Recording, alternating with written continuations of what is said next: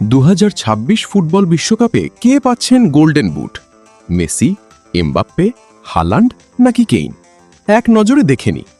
এই মুহূর্তে গোল্ডেন বুটের দৌড়ে সবার ওপরে আছেন আর্জেন্টিনার অধিনায়ক লিওনেল মেসি।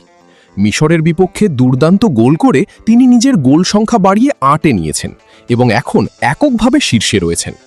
তবে মেসির ঘাড়ের ওপরই নিঃশ্বাস ফেলছেন দুই সুপারস্টার, ফ্রান্সের কিলিয়ান এমবাপ্পে এবং নরওয়ের এর্লিং হালান্ড। দুজনেরই গোল 7টি, অর্থাৎ মাত্র একটি গোল করলেই তারা মেসির সমতায় পৌঁছে যেতে পারেন। এদিকে ইংল্যান্ডের হ্যারি কেইনও পিছিয়ে নেই, তার ঝুলিতে রয়েছে 6টি গোল।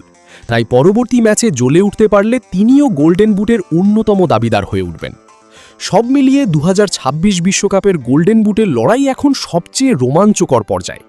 শেষ পর্যন্ত সোনালি বুট কার পায়ে উঠবে? মেসি, এমবাপ্পে, হালান্ড নাকি কেইন? আপনার মতে শেষ হাসিটা কি হাসবেন? কমেন্টে এখনই জানিয়ে দিন। বাংলাদেশ সময় নিউজ ডেস্ক।